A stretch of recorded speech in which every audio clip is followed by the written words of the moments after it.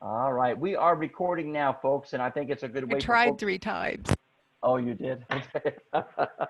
Help keep me on track, folks, because I've got to be the Boy Scout leader here today and keep us on the path. We can't get into the weeds on anything today, or else we won't get through. So Jasmine sent me an email not too long ago that her excitement being a knit has encouraged her to do some work around her own place. And Jasmine, could you take 15 or 20 seconds, that's all we really have, to talk about what we're going to see?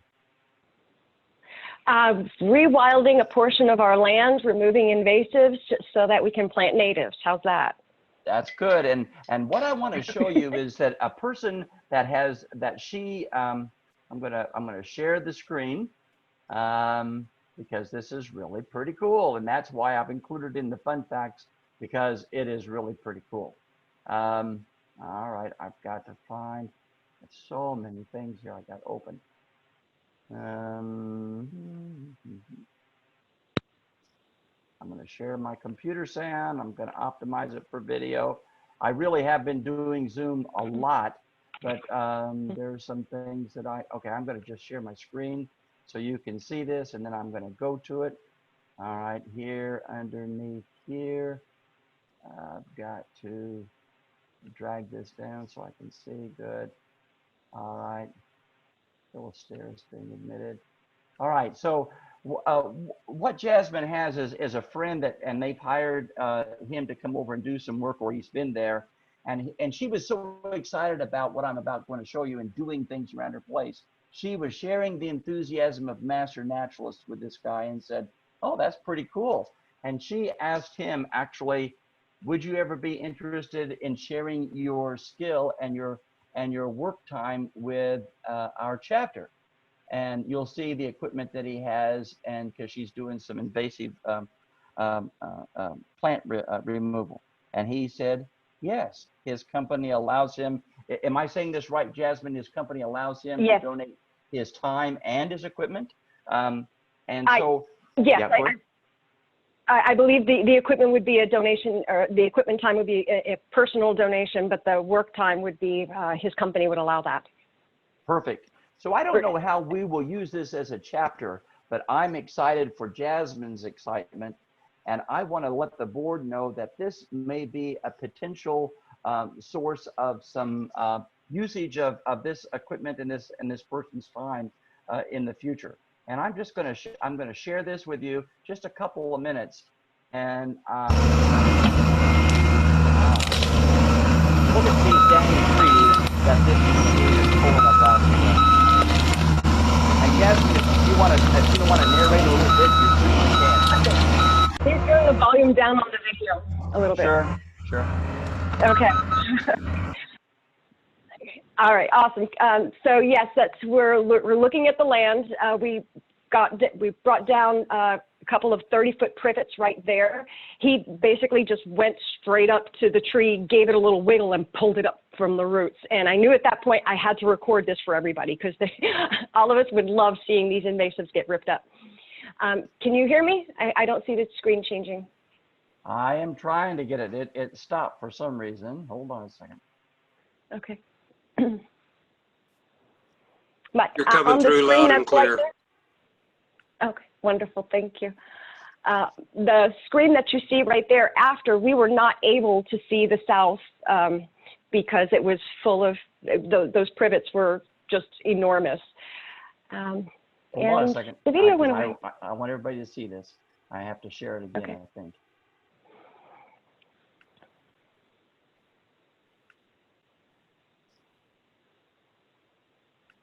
But just in general, while he's doing that, we've been trying to remove invasives for the last couple of years, and we were doing it with hand tools and hand saws. But Joe works with Chris, or used to work with Chris, and after telling him what we were planning, what we're trying to do with the land, he just volunteered his time.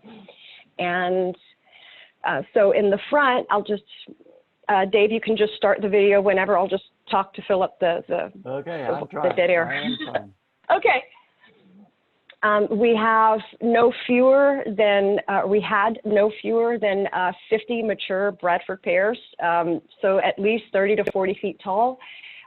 They were crowding out all of our native species, and you know, the honeysuckle, privet, I mean, we have them all, so it's going to be a huge rewilding effort. But I am having a little bit of trouble. Hold on a second. I don't know if it's Sure. it's the internet connection or what. But Jasmine, tell them about the size trees, because it looks like I am having a little bit of trouble getting to it. Okay. How big of trees and how big of honeysuckle were you pulling out? At least 30, 40 feet. Hold on. We have you sharing the screen. It might work better from mine. Okay, try it. Let me see if I can pull it up. Hold on a second. See. And the John Deere hole, that was the name of it. Let's see. Okay, it'll take me just a moment to pull that back up. What she's looking at, and I think what I was so excited about seeing it, this equipment that pulls up 30-foot trees out of the ground and piles it up, this is what Jasmine, he told Jasmine that he might be able to share his time and the equipment with our chapter. So there's going to be the opportunity. We've all seen these big things, these big trees and big invasive species around. Okay. All right, so what you're seeing here is, the sound's not there, but that's okay. This is some before and after pictures, and I do want to show you the size of the trees that, look at that tree that this thing is going to be taking out. And Jasmine, I guess this is a Bradford pear, is that right? Yes, yes it is. And this one actually was so large that it snapped the roots, or it snapped the trunk, but what we followed up with some targeted Roundup. And so, but other trees, yeah. Go ahead. Other trees in the back where you'll get to see where the soil is a little softer, it was able to just pull it up completely from the roots.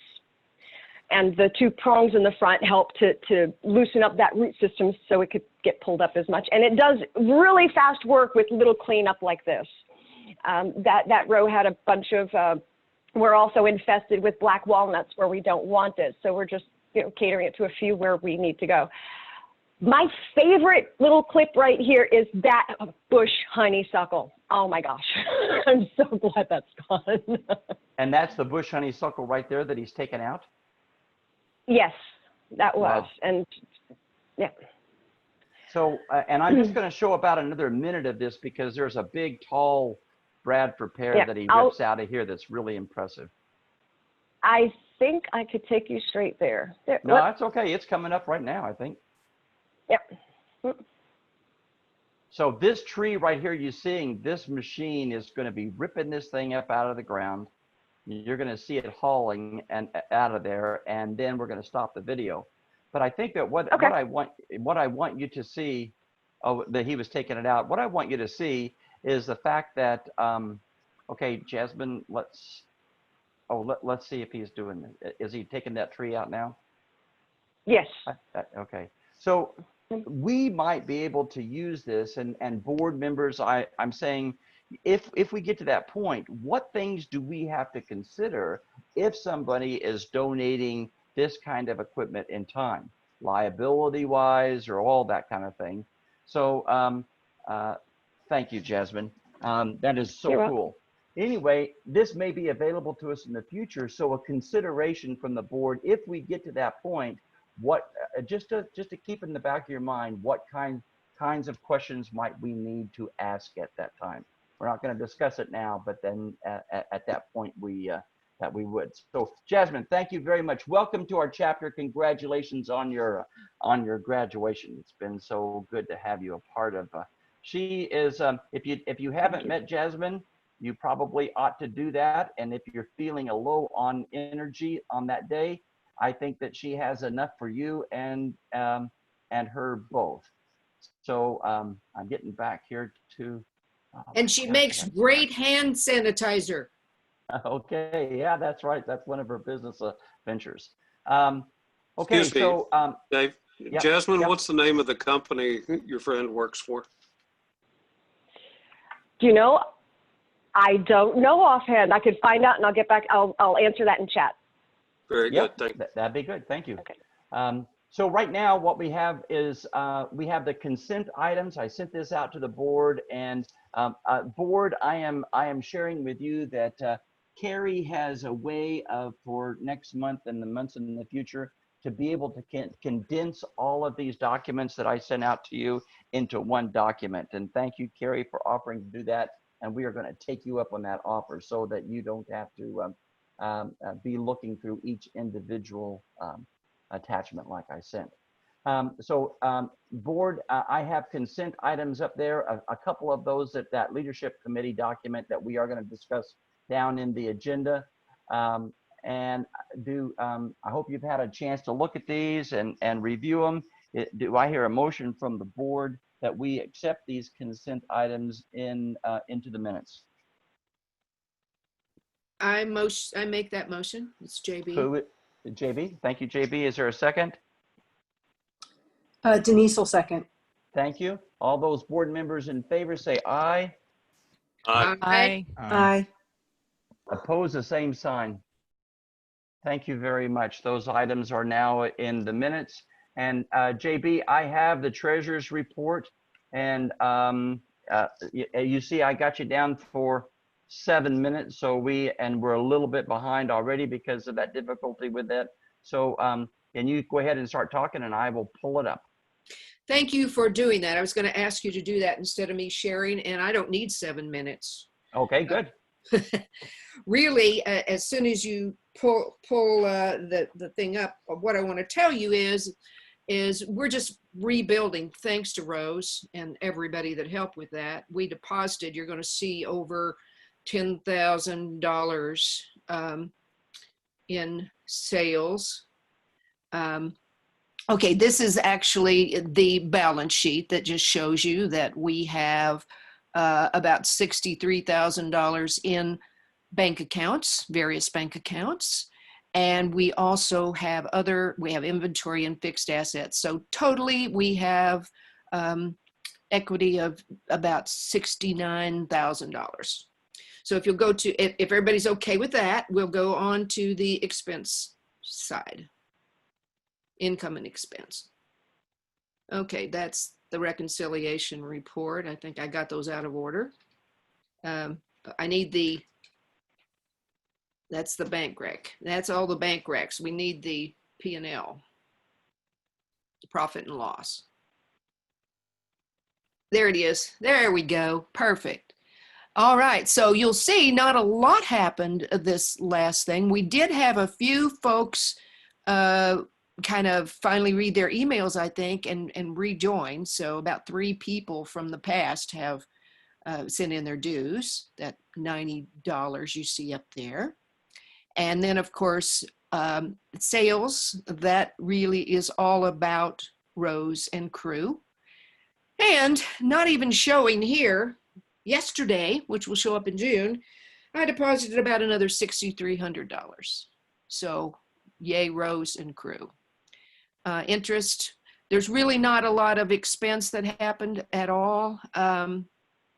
We did, if you go down into the knit section, we did buy t-shirts and pens and things like that. So really, that's about it. Are there any questions? Yeah, JB, this is Jim Klinger. Just so on that 6,300, that also was from plant sales? 6,300 what? Oh, the 5,600? You said, I thought you said 6,300 additional that will show in June. 5,600, yes. 56, it is, okay. was plant sales, absolutely. Okay, thank you. We need to stop selling, folks. Come on, we need to start spending some money on ourselves. Thank you. That's all I need. Okay, so give everybody an opportunity to ask any other questions. We're kind of, we set up a budget this year to spend some money, and we're going the other way. We're adding money to our account. And so it's good for the future, but we have some things down in our agenda that request for some funds. And so I want you to know about those funds that are available. We still have $10,000 of that is in our anonymous gift that is for grants. And so we do have the resources, and we'll talk about the plant sales here in just a second. Is there a motion from the board that we accept that that treasurer's report as JB presented? I so move. Who is that? Cheryl? Cheryl, Okay, thank Cheryl. you. A second? I'll second it. Is that Paul? Thank you. All those in favor say aye. Aye. Aye. Aye. Aye. Thank you. Oppose Aye. the same sign. It's hard to see who all has voted. I'm listening as close as I can. And the reason that we do that, folks, is that this reading this in and voting this in is our audit trail at this time. So that's why we don't put that up in the consent items and we look at that. So the folks that are not on the board, you can see that the board has a lot of, the chapter has a lot of resources that we can work with. Let's see, I am going back to, hold on a second, my agenda. The next item is, oh, okay, the acknowledgement of graduation. I just want to officially, on behalf of the board and the chapter, thank those folks that were involved in the knit training this year.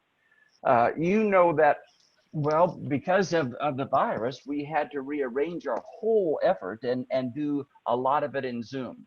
So our class coordinators for the chapter, just to remind you, in Springdale was Jonathan Paradin, in Washington was Jane Foster, in Benton was Cara Butler, and in Eureka was Lilia Beatty and Alexa Pettinger. And those folks did monumental work getting all of the folks graduated, and we graduated close to 100.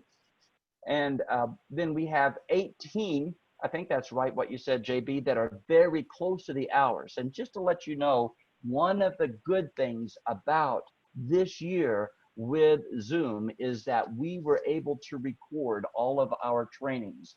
And those folks that need hours that didn't quite get them to graduate, then they are still able to go back and look at those recordings, get their hours, and get their Master Naturalist designation. So that is a great thing. And the last thing I'd like to share about that is that those links to all of the training, starting with J pits and mushrooms and all the way through to the end, we've got about 8 or 9 different trainings, those are available to the entire chapter.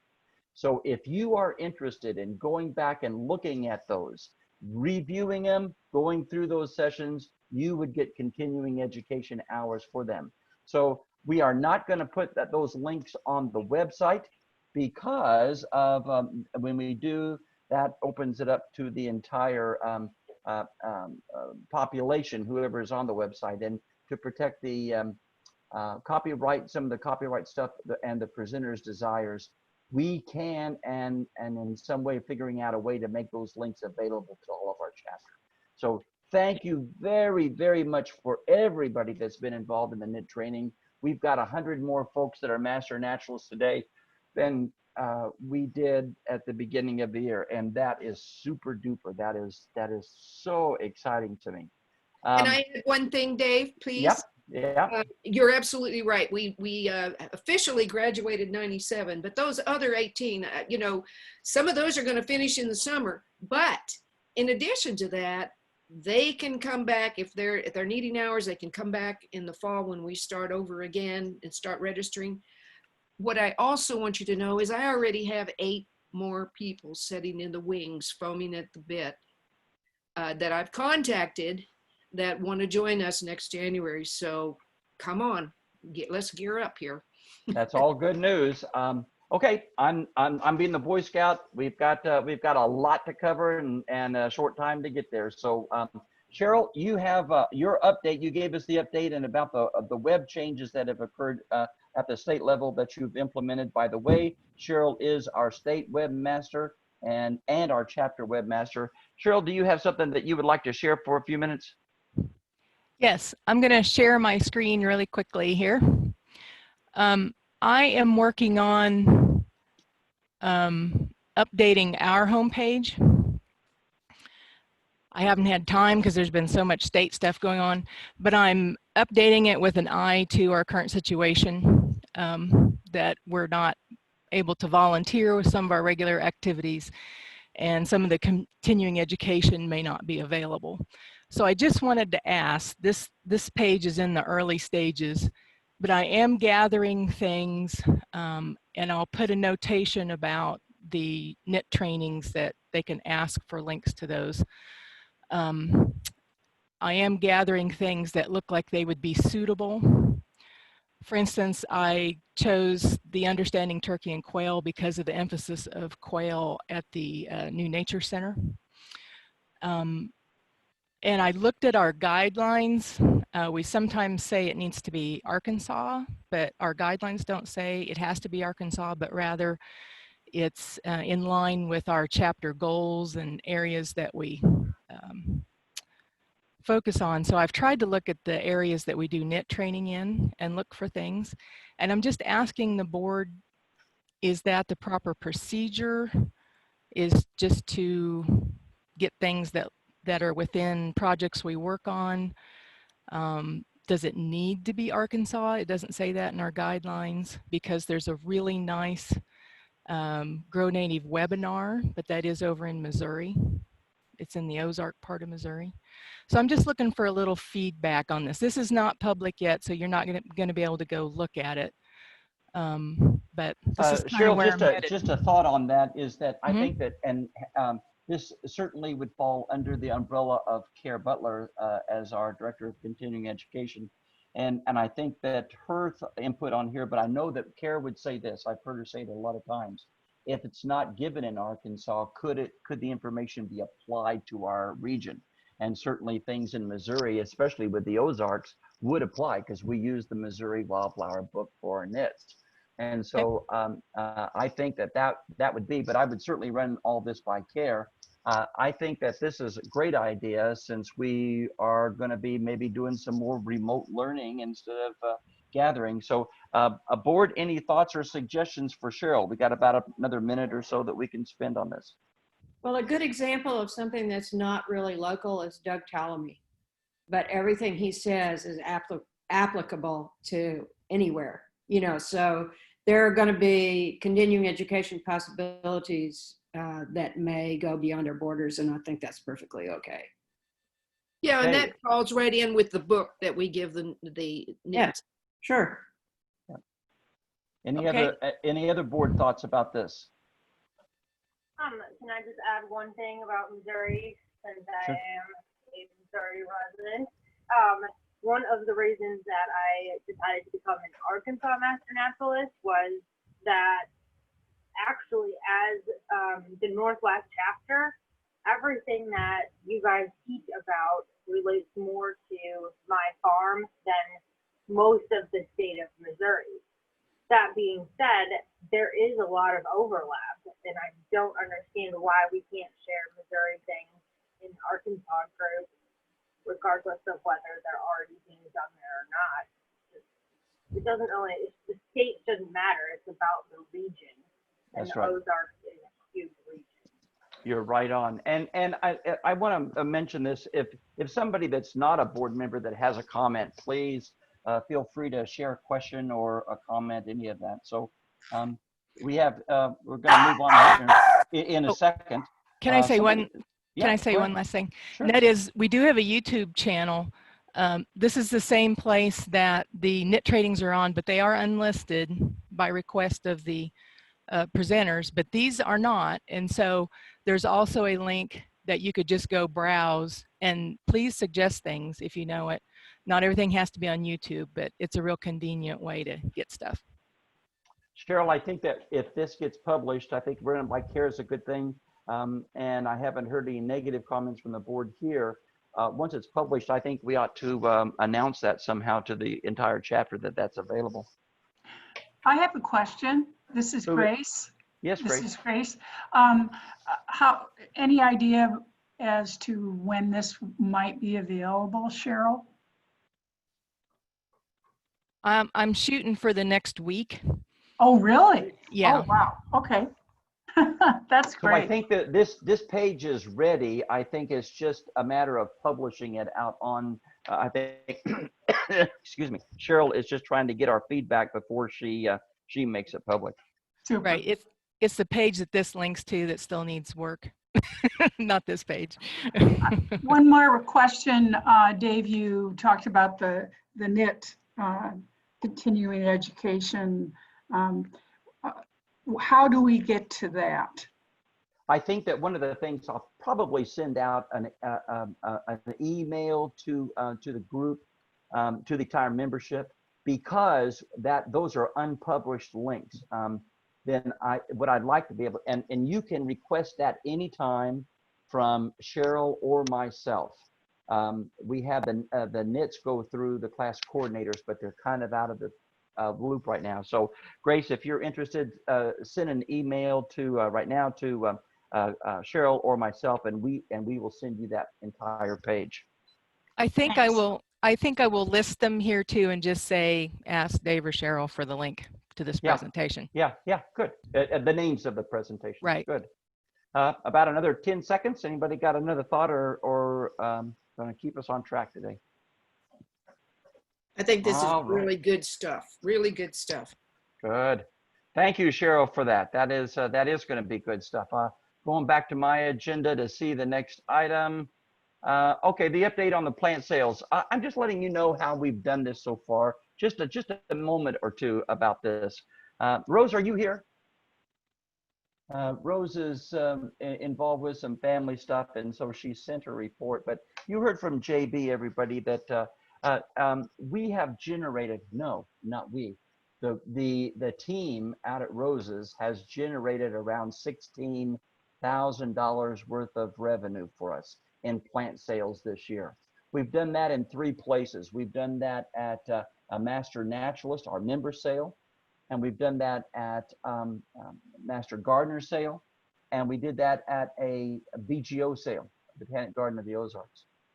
And so it's been pretty amazing what that small group of folks have been able to accomplish, and certainly want to recognize that. And they are providing the financial resources to allow us to do a lot of the other projects that I'm so excited about. But I want to acknowledge that and let you know where we are on that.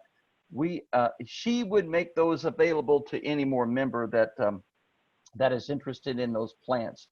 But here's what Rose sent out. She talked to me and we agreed on this.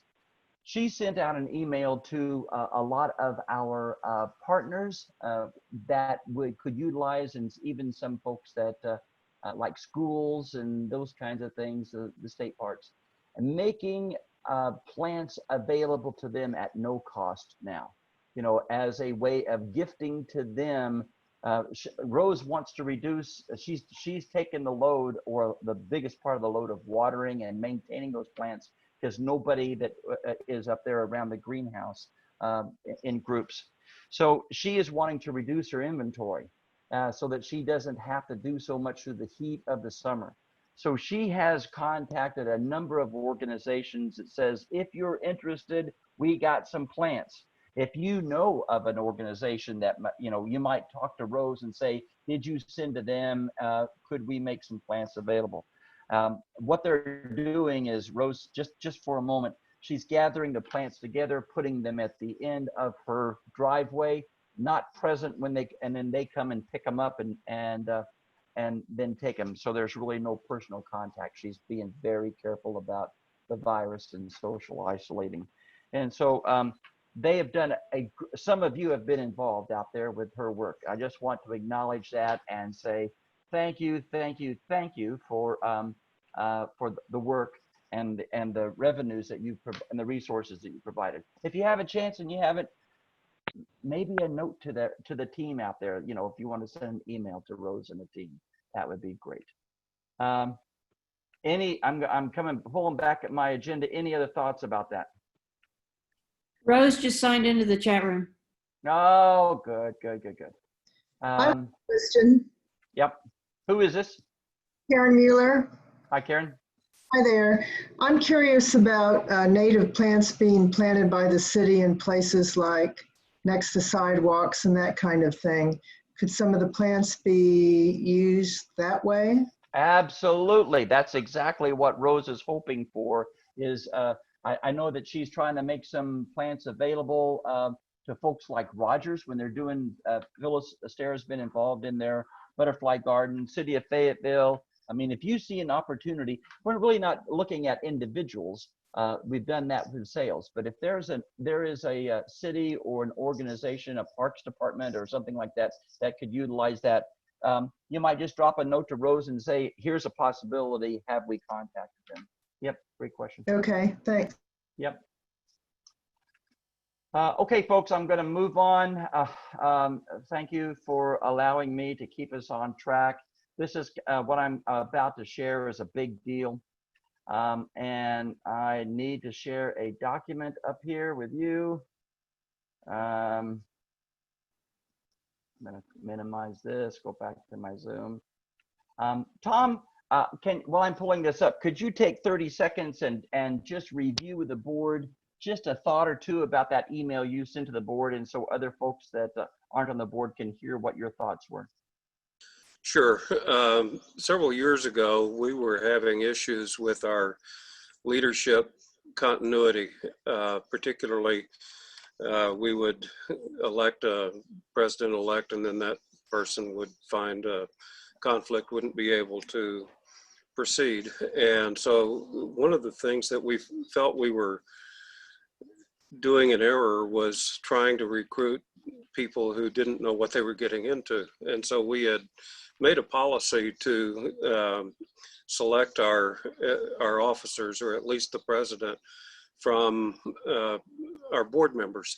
At that time, we rarely had anyone who wasn't on the board attending a board meeting. And so really the board members were the only ones that really had an understanding of what the workload consisted of. And things have changed. Now we routinely have as many visitors as we have board members, and I felt like we should revisit that policy, primarily because, again, our concern at the time was that new presidents, particularly, but knew what they were getting into. And right now, I feel like that at the very least, we should broaden that. People who have been visiting the board, so at least we have some confidence that they understand the scope of the jobs. You're kind of breaking up a little bit. So let me jump in and kind of tell the board what we're trying to hope to accomplish today. There's a bit of urgency in this, folks. We are a substantial chapter right now with a lot of members, and leadership succession is really important. And I am going to visit with you just for a second about next year. Right now, what we have done in the past and what Tom is saying, and this is our operation right now, is that we have been selecting our top board leadership from within the board. Tom is suggesting, and I am hoping that we can rescind that today and allow us the opportunity to look for top board leadership in places throughout the chapter, not only on the current board.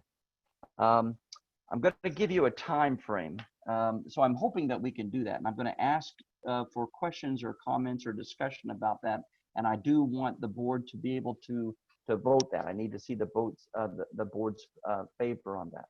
So I'm going to ask for a vote to rescind that previous vote that says that we need to look only within the board for our top board leadership for the reasons that Tom put in his email and what he just shared. So you need a motion? Is that what well, let me, I'm going to ask for the motion here in a second. Okay. And where we are, folks, is that, and I'm going to go backwards and let you know that we have to have a slate of board members and officers available to our membership in the November 2020 chapter meeting for them to vote. To do that, we have to go to the board, then a nominating committee has to go to the board in October, so the board can approve that in October so that we can publish that slate to our chapter prior to the November chapter meeting. To do that, we have Deb Shoemaker and Kathy Trotter and myself had met, and we talked about how do we, Kathy's going to talk about the strategic plan here in a minute.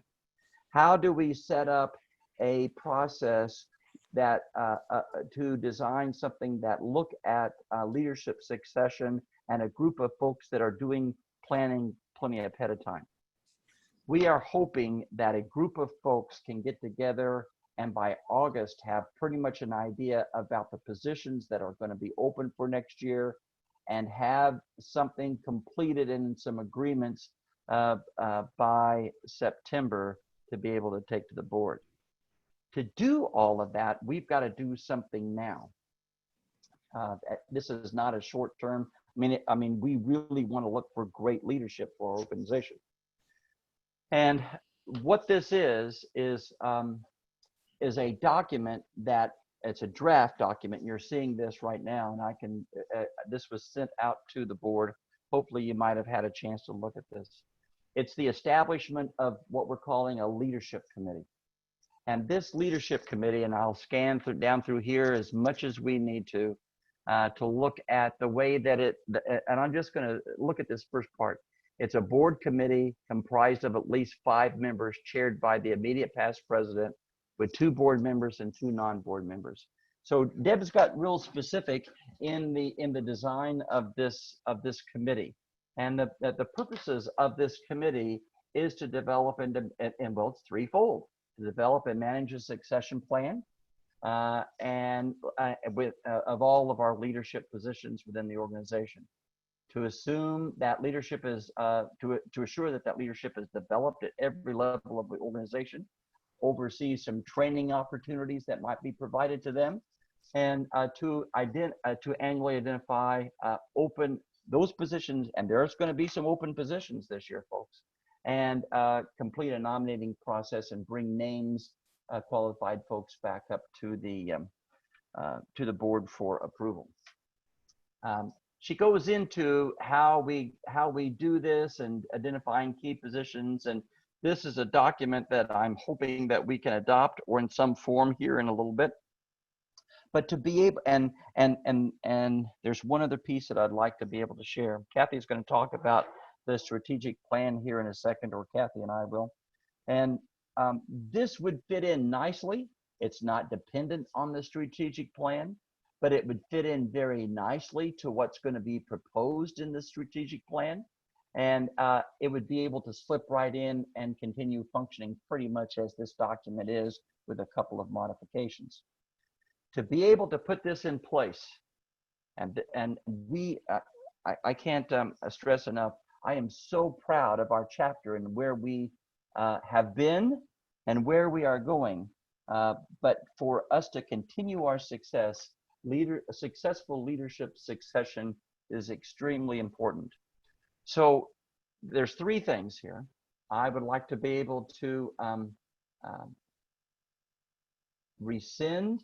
I'm going to ask for the motion to in a second to rescind the previous board motion, so that we can, so a group of folks can look at the total chapter membership and look for qualified folks for our board leadership. The second thing is to come back in and develop or assign or adopt this document or an amended document like this for a leadership committee to be developed, so that that time frame can, and getting a nomination back to the board can be achieved. Well, I guess it's just really 2 things I'm looking at right there, those 2 things. So I've said a lot of words and I've tried to put that in a way that makes sense. I wish we were in person and you could see my hands and moving all around, but is there any comments before I ask for a motion to rescind our previous board decision about getting qualified leadership from all over the chapter membership? Any questions or thoughts before I ask for that motion? Dave, this is Jane. Yep.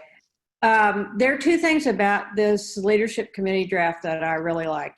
And one is that if, and this goes to both of the motions, the ability, I think Tom put it well, that when we, to put it in context, when we put this into the board guidelines, it was because we basically had to jerk Dave out of just graduation and say, Dave, by the way, you're going to be our new president, and didn't even really allow him to say no, which is how I became secretary, by the way.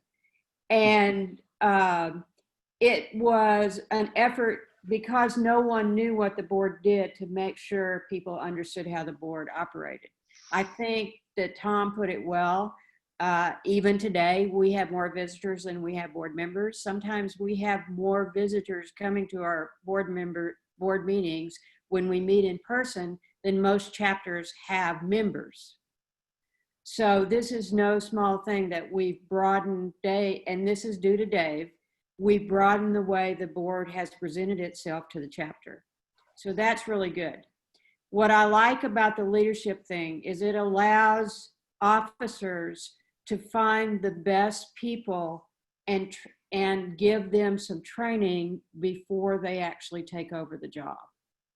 So for example, I've been secretary for 3 years, and I would, Jane, we need to condense it a little bit. I got about 5 or 6 more minutes. The thing is that I like the fact of being able to find somebody who really wants the job and help them understand what it entails, not just put it into a job description. So I like both of them. I like both of the things, and I'm willing to make both of the motions.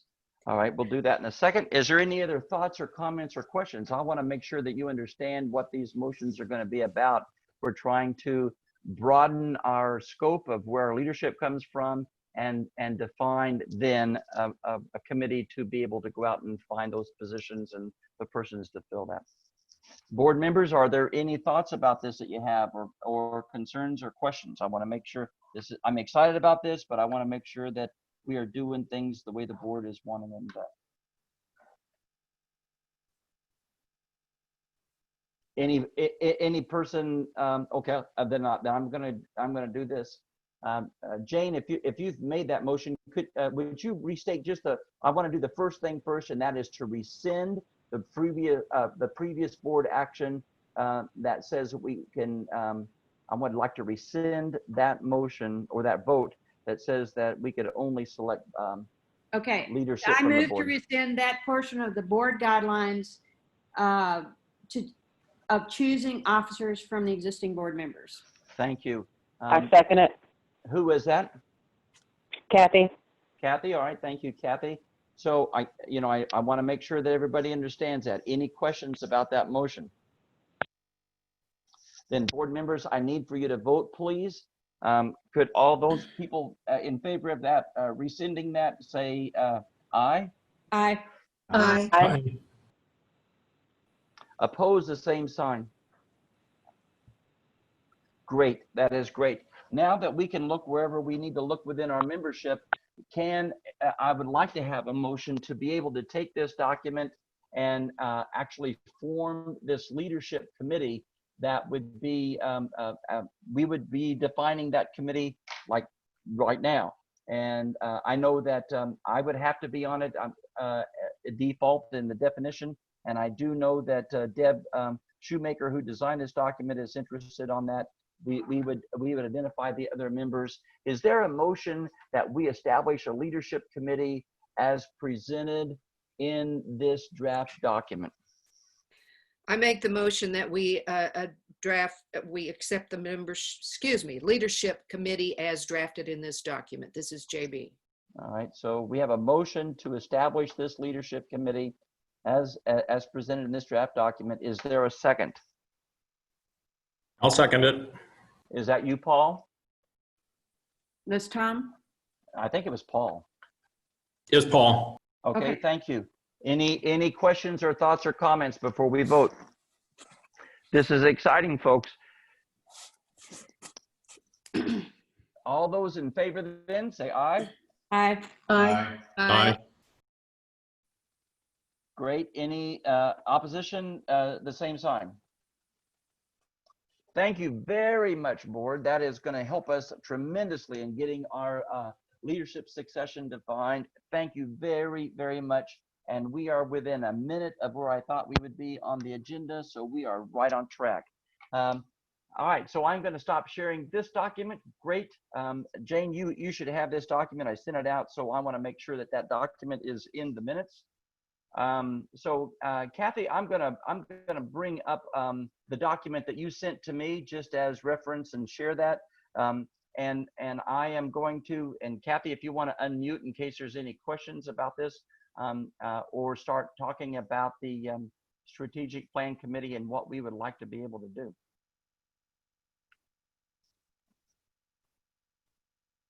Are you there, Kathy?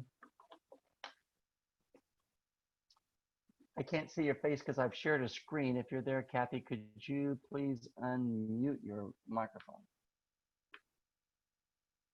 Until she does that, I will share with you the thoughts that the strategic plan committee has. Kathy has sent this document, and it has been read into the minutes in the consent items. The strategic plan committee was set up in June of 2019. They have worked very, very hard and solicited lots of information and input from Hey, within. Dave? Yes, Excuse me, Kathy's still muted. Can you see if you can unmute her? I will have to, let's see, I'll have to stop sharing. Hold on a second and see if I can do that. I tried, but I couldn't get her done.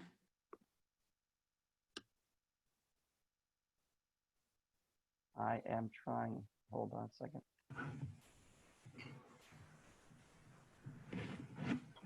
She's on mute. Yeah, she's on mute. Kathy, can you unmute yourself? Are you trying? I think that she's trying. There should be an audio button down at the bottom of your screen. Oh, there. I think you're there. Are you there? I know how to do it. I lost Zoom. I don't know what happened on my. Yeah, I've been Zoomed. All right. Well, we can hear you now. So let me get back and share this this document that you have. The strategic plan committee has sent to the. Hold on. There it Well, is. I will, as you're pulling that up, Dave, let me, hopefully folks. Pulling that. Yeah, there we go. I'll just highlight, if you got a chance to scan this. You know, we thought we were done in March and gonna go straight into a meeting, and then bang, we all got quarantined. So we need to get on with the strategic planning process. We are ready to share the plan with you. When you get the options for the documents, you can pull them both down. They're about the same size. But if you read the summary, you get the essence of the plan without any of the background. If you want to know how is it that we came to that, or if you want more history about the recommendations regarding organization related to the Arkansas Master Naturalists, you can go to the longer document. So the summary is designed to just go to the essence of the plan. The full document is to give some history regarding the kind of research we do. So that's the first thing, is to ask you to actually get familiar with what it is that we are proposing to you so that we can have a really good discussion. And then the second thing is we need to determine how to have a discussion. We're probably still at the point that we're not ready to do face-to-face. You can weigh in on that. So how it is, and Dave, maybe you want to just take the questions from here in terms of Yep. you know, how to do it. What we kind of saw is, and thank you, Kathy. The committee has worked very hard. There's been 15 folks that have put in a lot of hours on this. And the big document is 52 pages long and the summary is 10. We want to be able to send that to you for review. And then we were thinking that we would get together with a special called board meeting just for the purpose of going through this strategic plan. The committee, what their hope is that you, the board, we, the board, can make sure that there's clarity about what it's presenting, suggest any changes or amendments to that, and then take ownership of the plan and begin the implementation. The implementation of the plan is going to be the responsibility of the board. So to do that, so the board can get introduced to that, you would receive the documents and review them, and then the strategic plan committee would like to meet with you, and we are thinking by Zoom right now, and say a 2-hour special called meeting of the board just for that sole purpose. This is a big deal, and we want to make sure that the board is clear about what we're suggesting. And then once we do that, and we can set a date for that, and I would like to be able to get the board's input and hopefully have a date defined today by the board, by your preference, and we'll get this thing underway.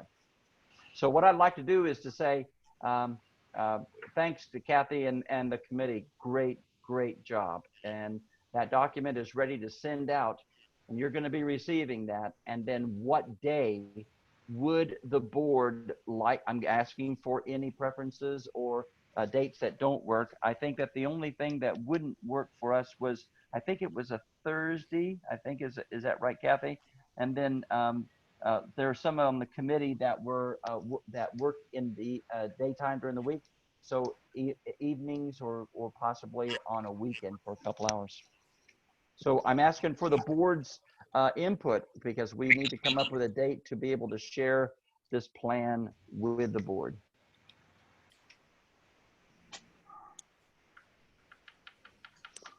If we don't hear any feedback, we're just going to set a date, and I'd rather have your input.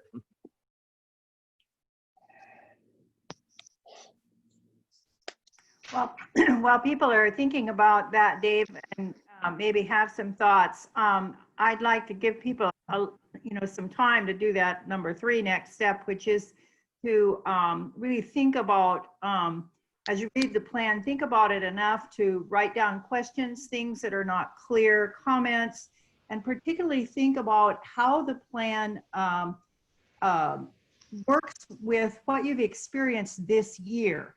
Because one of the things that we've acknowledged, including this morning, is as the chapter's grown fast, and as the new knits are very, very active, then that's causing us to want to have some policies and practices that are a little bit different. One of the things that I'm kind of glad, actually, that literally we started this last June and we aren't dealing with it until this June. And one of the reasons I'm glad for that is that— Connecting your audio. I'm sorry? I think that was Okay, this Dad, I think microphone. your It's audio just a- is on. Yeah. But I can only see this much of your head. There you go. Is that more better? Jane, That's Jane, more can better, you mute? yes. Can you mute Rick? Okay. So I kind of gave you the idea that I had. And I think if you'd like to participate in this, Hold on a second. I'm gonna mute everybody. would have a little prep time, but the actual execution is very short. Jane, can you see who that It is? would be about Yeah. 10 to 15 Can you minutes mute them, slides, please? and then All right. Kathy, now it's all you. Sorry. What was interesting to me is the leadership committee, I think you recognized as being actually one of the things in concept that is in the strategic plan. And I think you will notice that we've, in actually a number of ways, rather moved toward the things that were proposed last winter for sure. And so I hope that you will recognize that and that we can just keep going. The other thing I want to say about the document is that it's a fairly high level document. In other words, it sets out goals, it sets out strategies, and it sets out some action steps. But the piece that will have to go along with that is a continued writing of policies and role descriptions like Deb has done for the leadership committee. So you may have some questions, and as we discuss those questions, we can then make notes about the kinds of things that want to go into the detailed policies, practices, and role descriptions. We want to be able to give you enough time to review it appropriately and formulate your questions so that you be better prepared when we actually have a meeting. Kathy, just to give everybody a kind of a parameter, how long do you think that would be appropriate? Because it's a big document. Is 2 weeks enough time for a person to review that and formulate questions? What are your thoughts, Kathy? Maybe throw something out there. I would say if we can do it within, in the next 2 weeks, or give 2 weeks, people will need to do it on their, their time. And it depends on how much people want to go through the details. Honestly, the plan itself is a matter of reading and thinking and then commenting on it. So I think that's plenty of time, and it would actually be helpful if we would do it in that time frame so that it's fresh in people's mind. We don't just put it aside. So if we're looking within the next 2 weeks, does anybody have a preference or something that they can't do? It's really important that the board is involved in this process, as the board is going to take ownership of this plan and the responsibility of implementing it. So This is Kathy Mason. Yeah, Kathy.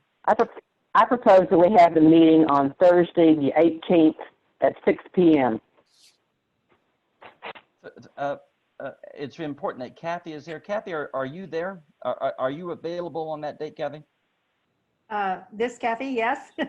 Yes. Oh, you are? Yeah. Okay. And the sooner the better, because if you give somebody 2 weeks, they're going to wait until the week before. Right. So if it's Thursday the 18th, we're talking about a week from this coming Thursday evening at 6 o'clock. And is that what you said, Kathy Mason, 6 o'clock? Correct. And so I think we would probably plan on 2 hours or thereabout, or whatever length of time. That could be less, could be a little bit more, depending on what questions the board has. Is there any objection from the board about that date and time? Denise, you're shaking your head no. Does that mean that's not a good date, or what? You're muted. It's a fine date. There's no objections here. It's good for us. Yeah, good. I don't know that I can attend. This is JB. I'll see if I can get off work, because that's right in the middle of one of my work days. What time do you get off, JB? On Thursday, 8 o'clock. So. Oh, golly. I know. But if we could have it more, are you trying to stay are you trying to make it in the evening? Is that what you're trying to do? The committee members are probably more available to help clarify and answer questions because of some working schedules during the day. That's what we were looking at. I'll see if I can get off work, because this is important. Yeah, we really want the input from the board. You're going to take ownership, and we as a board are going to be responsible for implementing it. So it's really important that we be present. What about Wednesday evening instead of Thursday evening? This is Cheryl. I'd rather not do Wednesday. Wednesday's a bad day for me. Sorry. Yeah, I think that's what I'd heard too. Dave, there's a question in chat from Phyllis Stair. Yeah, Phyllis.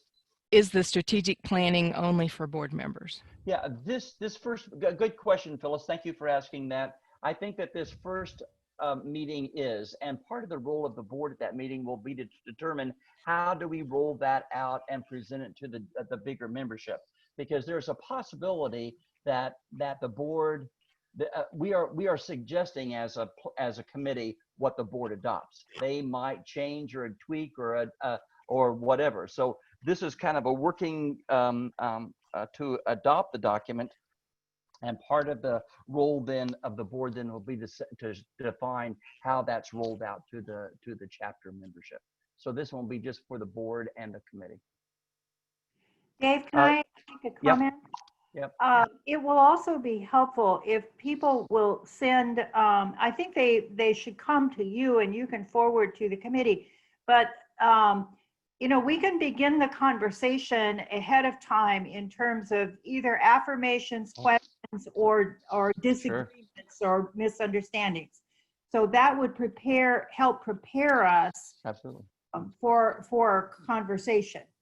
What I'll do, Kathy, is when I send that out, and I am going to suggest here, we don't need to vote on it, but I think I'm going to suggest, JB, especially if you can work on getting off and working that day, Thursday the 18th at 6 p.m. And then when I send out that notice to the board, then I will suggest that as you review that, if you have questions, funnel them back through to me, and I'll forward that to the committee so they can look at that ahead of time. So unless there's any huge glaring no's, we're going to say, Kathy, Thursday night, the 18th at 6 p.m. Thank you. Yeah, Kathy, it's been a year, and the committee is glad for the board to work on this and take responsibility. Okay, great. We're about a minute or two behind. Jonathan, are you present? Jonathan Perrodin? And if not, then that will. I'm just going to give you. I don't have an update, but I'm just going to remind you. Jonathan was going to.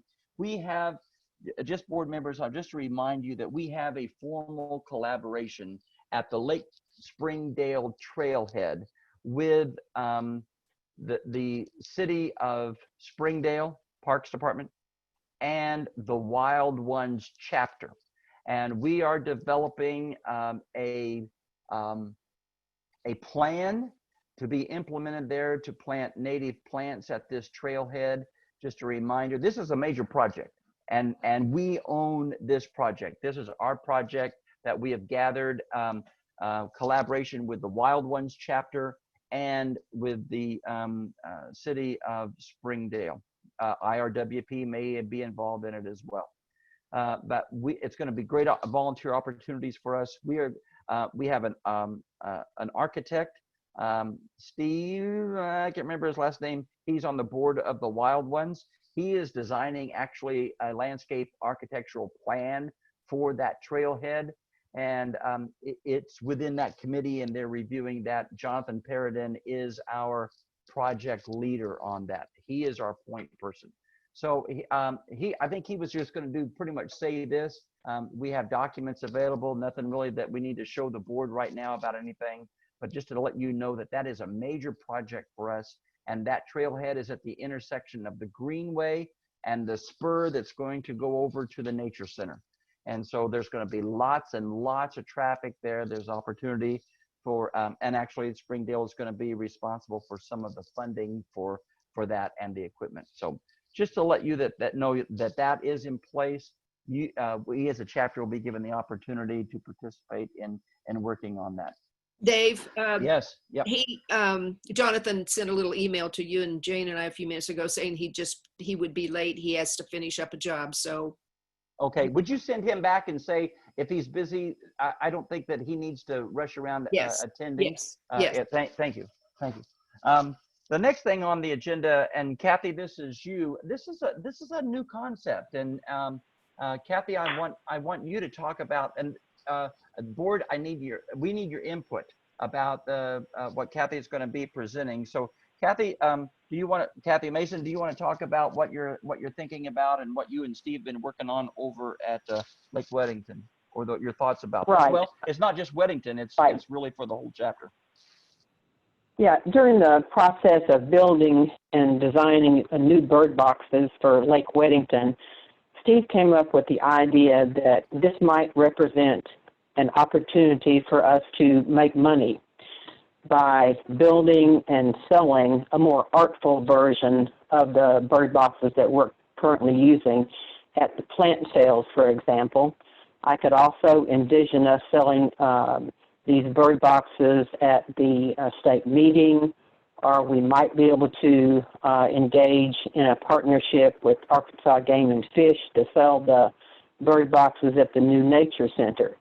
But of course, we would need to make a more artful and version that would, expand our brand in a better way than Steve and I are available to do. So if this is a project, a money-making project that the board thinks would be good to pursue, we would need to find a leader for this activity.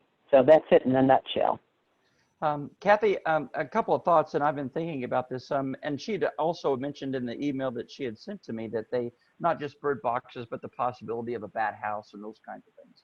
That might be, right. That we might be available to sell at plant sales and maybe through other outlets. Well, board, I think that I think the board is probably interested, but I think that before we would look for a project leader, need some input from the board about what kind of questions do we need to ask about this, and how do we is sales tax involved in something like this if you're selling out like that, and at what level, or how do we inform the state organization if we're wanting to do that? And I think that it had been suggested that there's even the possibility of selling or having items like this available even on the website. I think that there's some of that function there. I don't know the details of that, but it's kind of that would be a shift for our chapter, because we do provide the native plants. So and I don't know that we need a vote today, but I would like to spend a little bit of a few moments, board, and any input from anybody that's present in the meeting today, about what kinds of questions, if we pursue something like this, what do we need to be considering?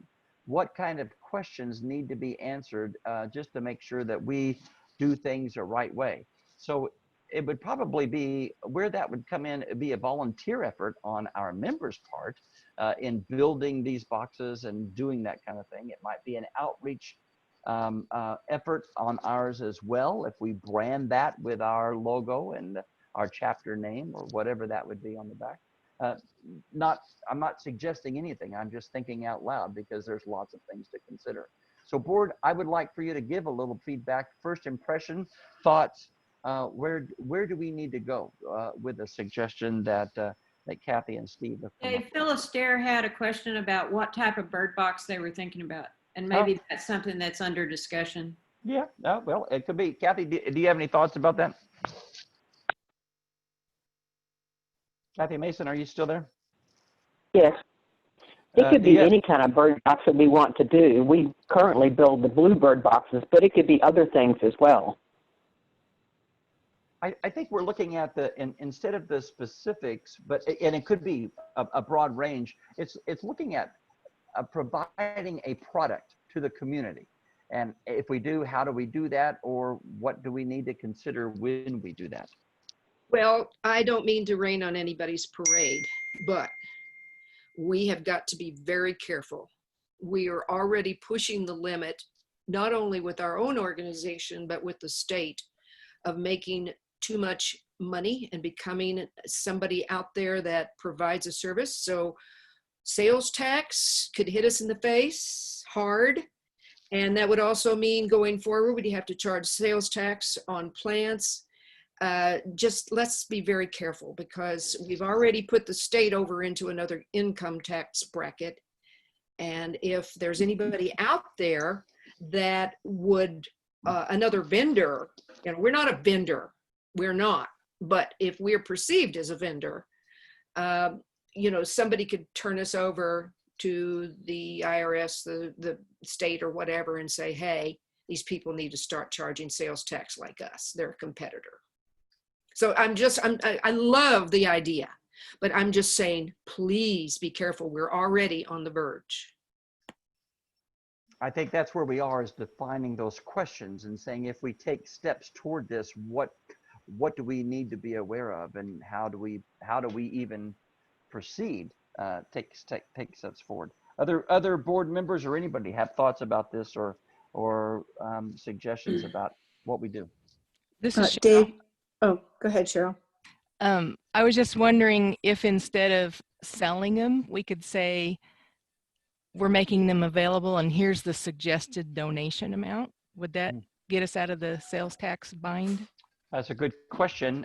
Jane, would you make sure that that gets into the minutes, these suggestions?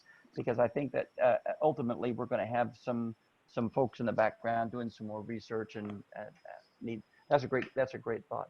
That is the way to do it. We just make sure that if, hey, make a donation to NWAMN, right, and get a free bird box or something, you know, we just word it right.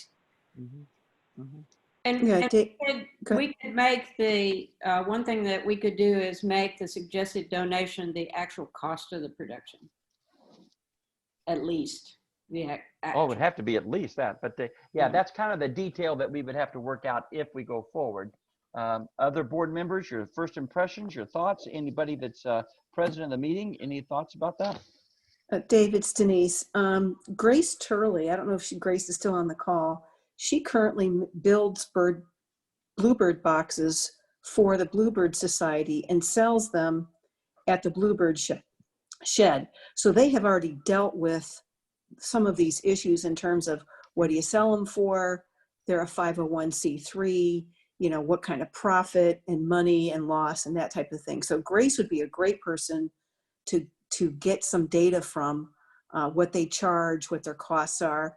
You know, we don't have to charge a lot of money. We don't have to make a lot of money. You know, so she would be a really good resource. She's already gone down this path. Grace, if you're there and you can hear me, then we might be contacting you. So to get your input. Great suggestion, Denise. Other board members, what's your first impression of this? This is Jane again. One of the things that has kept us out of trouble to a certain degree with the plant sales is that we donate so many plants. Not so, I'm sorry. It's the gross amount of sales. That's what's getting us in trouble. Yeah. You're right. And you're absolutely right. After a certain point, yes, we donate, but no, that has no bearing on it. I thought so too for a long time and it's not true. Okay. Does anybody have a concern about competing with other retail outlets? Is that a concern to anybody? I think it's a concern only in the respect that it is going to open you up to scrutiny. And so we've got to make sure that whatever we decide to do, that we've got all of our ducks in a row. Because, you know, if we start selling these things and somebody sees it as direct competition, we just need to be ready that we have thought this completely and thoroughly so that we don't get ourselves into a bind. Thank you, Jim. You're right. I think that one of the things that comes to my mind is we have to probably answer a question that says, why are we doing this? Is it for the purpose of generating money? If it is, then what are we doing? Why do we want to gather money? And hopefully it's because we want to do more projects and different things in the community. So if it's just it's also to take some of the pressure off of Rose. Right now, Rose has to make everything, and I sort of think about every project now is how many plants does Rose have to sell to pay for this? And maybe this would help out in certain situations. You're talking about helping out with generating resources for our projects. Is that what you mean? Correct. Okay. Correct. Okay. Dave, I'm going to read a chat. Yep. This is from Bonnie. Bat Yep. boxes were very successful in Missouri Master Naturalists. Donations seem to always exceed our expectations. So there's another entity we might be able to talk to is the Missouri Master Naturalists. Yeah. And Bonnie. Oh, and Bonnie is also saying it looks like in the chat room, bat boxes were a way to educate about the benefits of having bats and establishing that habitat. That's what we need to go after, the benefit to the environment and not consider it a source of income. Couple things. I think that maybe let's take a next step and then we'll try to identify these questions and get some answers and maybe visit with Missouri and Grace and folks that have been doing this. Just want to introduce the topic out there for you and give that some just a bit of consideration, and know that that may be something that we need to discuss further in the future. Another aspect of it is we would have to have the dang volunteers to put the boxes together or to put the kits. So there has to be that, if we're going to do something like that, the folks in our membership that are interested enough, not just to do the project, but to actually do the hands-on work of that. So, okay, thank you, board. That's what I wanted to do. Thank you, Kathy, for bringing that up. That's a great thing. And so we're pretty close to being on track. Jeff Hickel, are you there? Jeff, you'll have to unmute yourself if you're. I'm going to go back to the list and see if you're there, Jeff. He's here and he's unmuted. Would you, Jeff? You need to unmute yourself. It's time for you. He is unmuted, or he was. Jeff, are you there? Okay, does this make any difference? Connection? It does. Well, we can hear you now. Yep. Okay. Okay, Jeff. Before you get started, let me kind of remind folks who you are and why you're here. Jeff is out at the Fayetteville Water Treatment Plant and works directly and is responsible for the wet Woolsey Prairie out there. And he has been present with our board a few times, actually, I think 2 times or maybe 3 before, introducing the topic of a barn owl project out at that water treatment plant. And so the board has shown enough interest in that, and I'm glad that you have shown that interest to be able to say, yep, let's keep moving toward that and see what we can do. Jeff has put together a proposal. Jeff, I sent that out to everybody in the membership and to the board for review. Your proposal was very, I thought, clear, and I'm gonna bring it up here in a second, Jeff. But and Jeff, I'm gonna kind of keep us on track because let's see, time-wise, we need to be through by about 11:45. Okay, so I want to make sure everybody's got time for questions but board, here's what ultimately what we're going to do today is Jeff is bringing a proposal asking for our financial and emotional and maybe some hands-on participation in this project. So we're down to the point to where we're deciding, are we on board with this train? It looks like a good train for us. So Jeff, I'm just a few minutes before I bring up the document, can you kind of tell us about the other partners, the role of Fayetteville, and begin this conversation with us? Yeah, so well, I'll start with other partners. The city of Fayetteville has shown a lot of support on kind of essentially acting as a place to have, right, our barn owl box and the connection point for internet feed of our various cameras that we have in connection with this project. So yeah, so far I haven't gotten any resistance, and in fact a final kind of FYI or proposal is going to the Utilities, Water and Sewer Committee. That's a kind of a fraction of the city council tonight for final input and kind of buy-in. But up to this point, the city has been fully on board on placing the barn owl box within the wastewater treatment facility. Within the facility largely is tied to just the logistics of power and communication, right? And yeah, the thought would be is that we tap into our network and internet connection point there at the West Side Treatment Facility. The box would be viewable from the Woolsey Access Trail.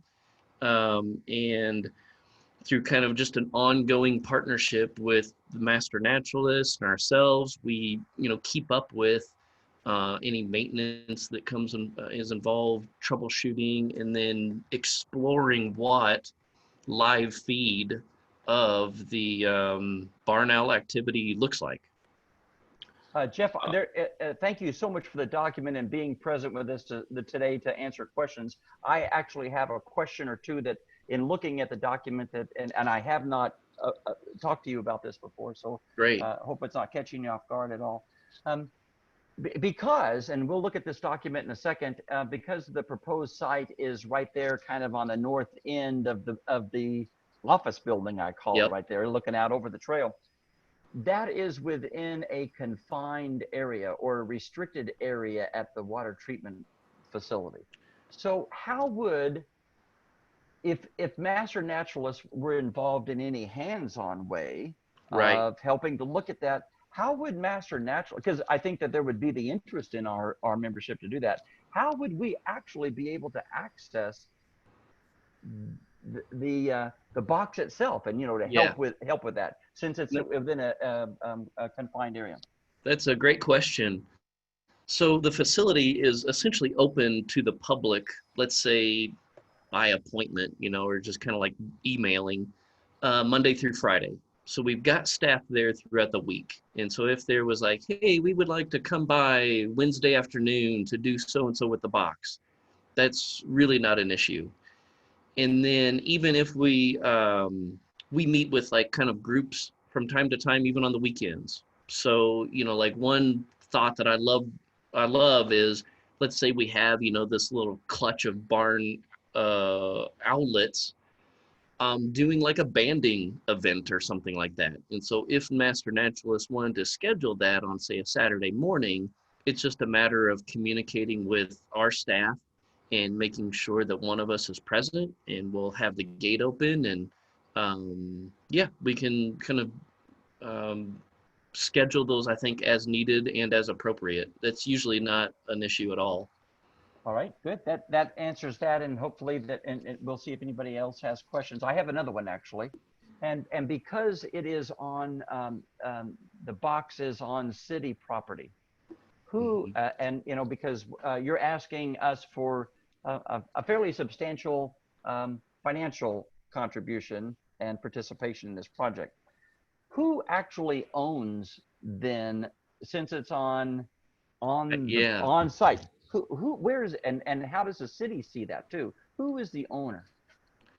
And I've asked myself that question. I don't have a definitive answer on that. The impression that I get is that the city would likely prefer that, say, ownership maybe stay within the master naturalists. I would say it might be even easier on them if like there's no official accepting of, ownership of something that has dollar value. And I can certainly run that by the utilities director and get clarification on that. I've had that similar. And Jeff, the reason that I was even asking about that too was it's on city property. We got a tower that's so many feet up in the air, and I'm thinking about if the city owns it, then that's one thing. If you said like the chapter would have ownership or whatever that would be, and I think I would want to know for the chapter's behalf, what is our liability exposure to that? If the thing would fall and somebody's there and plunk somebody in the head, those are the kinds of questions that I think that would be relevant then to this. And so all I'm doing right now, Jeff, is before I pull the document up, is kind of stimulating thought within the board, so that they will be able to answer whatever questions that you can answer, whatever questions that might come up. Totally. One of the things, Jeff, if I understand right, and please correct me, you have some in-kind donation. In other words, the construction and the establishing of the tower itself, it would be in kind by the city. I mean, that's effort of the city. You would do that construction part of it. We're going to oversee it. And then the actual cameras in there, you've got a company that's ready to donate those cameras to the project. Is that right? And then That's the internet, true. the internet itself would actually be coming from the water treatment plant facility. So we would tap into the internet at that. So the ongoing expense of the internet would that just be assumed by Fayetteville then? It would be. That's a really good point. I should go back and add that to the proposal. But yes, the internet connection would be an in-kind contribution by the city. Okay, what I'm going to do, Jeff, then is I'm ready to throw this thing up here and let everybody see and remind everybody what we're talking about. Jeff has put it together a very nice proposal. I'm just going to go through this and define a little bit, Jeff, and please, you and me, let's do this together. I just want to tell folks what this proposal, how it's laid out. So actually, us, and now who is, I don't know this, Jeff, who is Jacobs? Yeah, so Jacobs is the company that the city of Fayetteville hires to operate the wastewater treatment facilities. Okay, okay. And that's the group that I'm a part of. Okay, all right, that makes sense. So this is a drawing that Jeff has put out there, looking at habitat for a barn owl. I want to tell the board, I have run this by the Habitat Committee, Emily, and she thinks it sounds like a great idea. And she was interested actually in how we gather the data from this and how we distribute and make data available. So I think that's a legitimate question. But Jeff has got a drawing here of about what it would look like and the summary. And this is really kind of where Jeff is on the proposal to us. It says if could master naturalists participate at this level?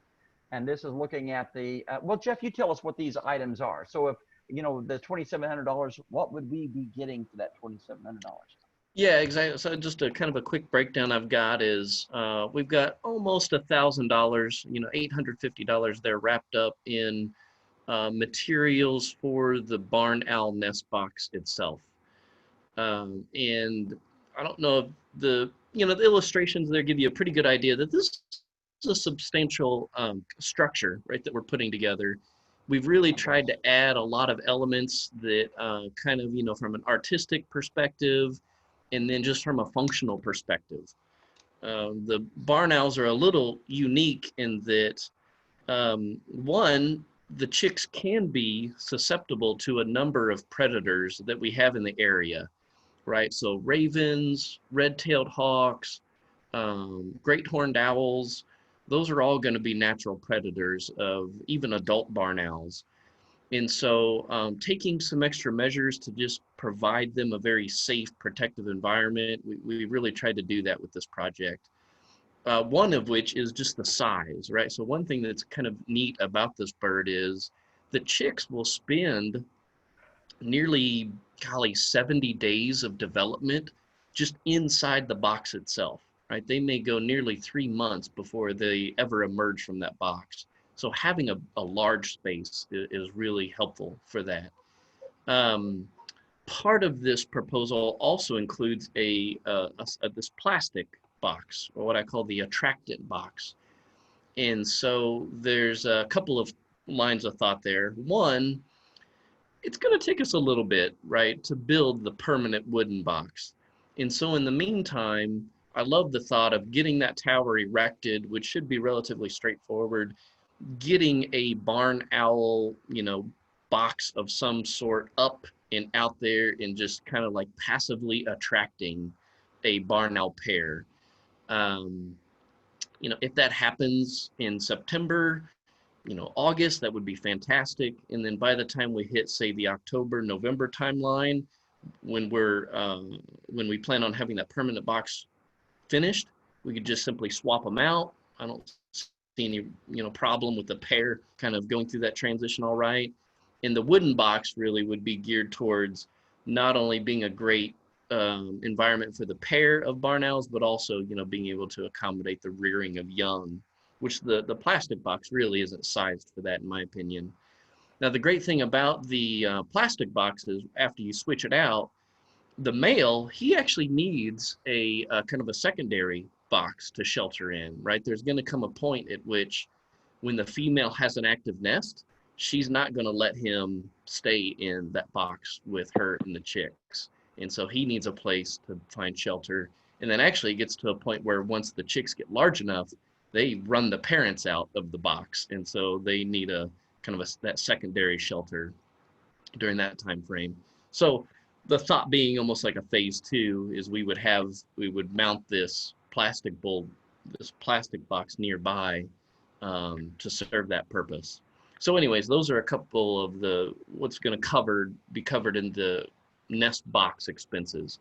Okay, Jeff, I'm going to keep us on track so we can get through it and get the board's thoughts or comments. We got about 10 minutes that we can. Okay. So what Jeff is talking about is Master Naturalist participating in the materials for the tower and the hoist. We'll go through the page and I'll show you that in a second, which is about, and he's gathered all the information about $550, those nesting boxes. And then the tower base itself and the nest box surveillance, those are in kind. There's no monetary thing. That's the city would do that and install that, and with the concrete and all that. That would be the responsibility of the city. Jeff, just briefly, just a couple of minutes.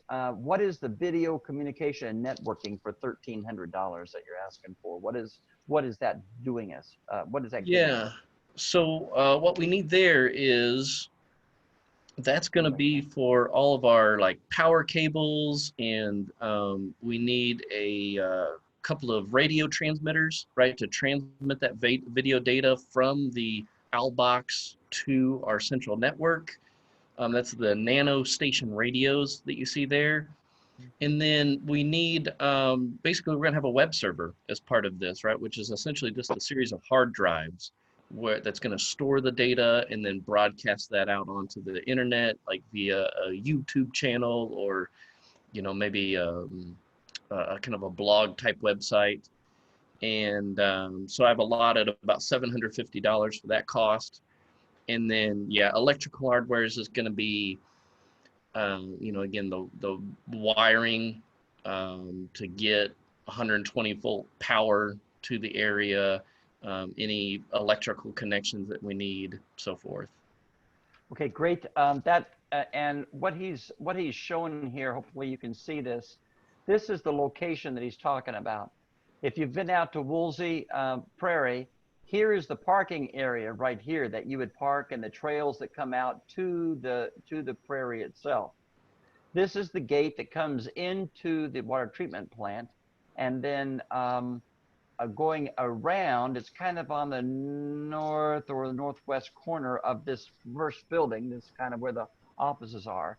He's talking about this nesting area out in this lawn. It's behind the fenced area. But it has a view of a pretty broad range of you'll be able to see it from this initial trail just over the fence and into that nesting box area. So it would be visible certainly from the prairie. And actually one thing and I'm going to open it up then a board to ask you questions or comments. Where is the wooden box coming from? Is that something you purchase or you build, or what is that? Yeah, so we'll be building that. Okay. I've been kind of pairing up with Ebenezer Bowles on kind of design and construction plans on that. But yeah, that would be good. Basically the Master Naturalist would kind of cover the cost of the materials, and then a group of us would put it together. Perfect. So what a board, we're going to ask the board for their response to this proposal, requesting around $2,700 or $2,900 for this project. What that would do, I want to make sure that that you have any questions before we take a vote and get those answered. We would see, Jeff, we would want a link to that on our website. That's possible, isn't it? Yep, and I think that would definitely be the intention. In other places where there's a few around, Barn Owl cameras, and they get traffic from all over the world. So it would be something that is going to attract people to our website. See, it's kind of an outreach, not just an environmental and service end, but it's an outreach opportunity. Board, do you guys have any questions? I would certainly want your input and making sure you understand what this project is all about. I have a question. This is Rose. Hi, Rose. For some reason I wasn't connected before. I've been listening, but Okay. So is there any way to link this into all of the, like the elementary and middle school websites so classrooms can be aware of this in the local area? I mean, then they could go out and see and so on. Yeah, exactly. That's definitely my hope. We normally host about 400 students every year that come do like facility tours there at Westside. And I love the thought of this being a part of that, right? It's like, hey, let us not only introduce you to our whatever treatment process, but our resident barn owls. And so at that point, it would just be a matter of them either, hey, you can find the link on Master Naturalist website. I'm sure, the city of Fayetteville would want a link on their website in some sort. And so any group, whether it's a home or a school, could then just tap into the appropriate address and either view the live stream itself or what would also be great is if we got somebody highly engaged, maybe from the Master Naturalist, to like help with compilation of just like some video highlights, if that makes sense. Rose, I would see this, and I've thought about that. It would be a matter of putting the address out on the school district's website, and they would click into that and then go into the server to see it. But Rose, I think that this was an opportunity, what I saw, I mean, there's lots of opportunity to even use this as a way to go into the schools for presentations about barn owls, showing the link, talking about the life cycle or getting folks involved that way. So, and some interpretation possibility with this as well. What about signage at the site? Mm-hmm. Yep, Jeff, I think that's one of the things that would be important to us to identify our participation in it or the collaboration. Who are the collaborators on a project like that? Any thought about signage? Yeah, that's a great question. And so we have a very simple metal post sign letting folks know that they're at Woolsey Wet Prairie. And so I don't see there being any issue if like Master Naturalists wanted to erect a sign that highlighted specifically the presence of the barn owl, just kind of at that point it'd be to your northwest. What I think that and we're gonna spend just a couple of 3 more minutes here and ask for a vote response from the board. But it could even be a possibility. I don't know, Jeff, and to actually make a portion of that trail get a little bit closer to that fence, so folks could maybe see that or put the signage up, on that trail somewhere to identify that box itself. So. That's a good thought. Yep, is we do have a mode section that kind of parallels that fence that would get you closer, and so we could certainly. That's a good possibility of putting even signage closer to the location of the box itself. Would this project qualify for our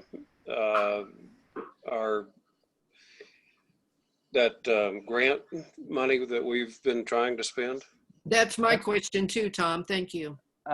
It might, but we got the next item on our agenda is about that grant money as well. So so we're talking about funding. I think that that's certainly available, but the next item on the agenda is also talking about that grant money with the Ozark Society Foundation. I think that what that is, Jeff, is funds that are available that says, once the job, once the grant is, we have up to $2,500 a year that's available through that grant. Once the grant money is released, once a project is completed, our participation in it. So that's a possibility. I think that what I'm asking, but yes, Tom, great question, JB too.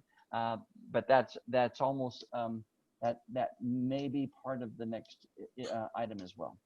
Dave, sorry, could I just ask, and maybe you've said this, and I just am overwhelmed with all this amazing things we're doing.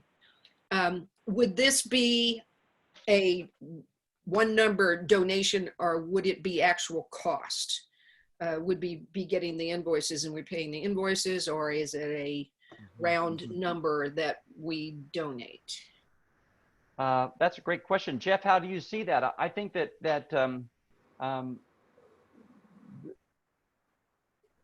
is there a possibility, Jeff, that this number could even be less? Say you go out and get electrical supplies for $320 instead of $350. So would it be invoices that we would pay, Jeff, or do you see us giving that money and then the city making up whatever difference there might be or whatever? Yes, a little bit of both. So the possibility of it being less is totally valid, right? So like actual material cost may end up being $750. I tried to estimate, conservatively and leave room for error. At the same hand, I mean, expenses could be higher than this, but those, I don't anticipate it being very much at all. And if they are, then yes, I think the city would be in a position to cover those. So this would be more of a not to exceed, but certainly could come in lower than that. Because it's really closer to $3,000 with your tax. This is Jane. I wanted to make the point of clarification that we're really talking about 3,000 instead of 2,700 when you include the taxes. Yeah, and that would be a good point. Now, if you look at, for instance, like lumber, if we're spending whatever, if we've got a $500 purchase to buy some lumber, I think there's enough commitment on, say, my end, and even talking with Ebenezer on his end to say, like, whatever, if we're covering that as an individual initially, and then like, say, turning in a receipt to the master naturalist and saying, hey, this is how much was spent on so-and-so project, and then like, say maybe a reimbursement or something like that from the master naturalist to an individual, or maybe we even set up like an organization account, right? Where like there's a bank account out there, whatever, that's called Barn Owl Project. And we maybe put some funds in there initially, and then we can just pull from that and, submit an expense report or something like that on a monthly basis to the board. It would be better if money were, say, almost like being exchanged between the master naturalist and individuals versus like the master naturalist and the city. That's where it would get complicated, is if like, master naturalist would write a $3,000 check to the city, and then it has to go through a bunch of steps there, if that makes sense. It makes perfect sense. And I think just strictly from speaking from I was a compliance officer for 30 years, so forgive me. And I dealt with government. So to me, it just would make more sense, like you say, for us to pay individual invoices or reimburse somebody rather than just to write a check for $3,000. Yeah, that would certainly be easier from my end. We're going to bring this to a point of vote here. What I would like to do is to get Jeff is proposing this, and then like we talk about the funding in a reimbursement circumstance, not to exceed, I guess we would say almost $3,000 is what. Just $3,000, yeah, not to exceed 3,000. Right, not to exceed 3,000, and Master Naturalists participate as a collaborative partner in this project. Is there a motion that we can start working on this and commit to this with Jeff and the city of Fayetteville? So moved.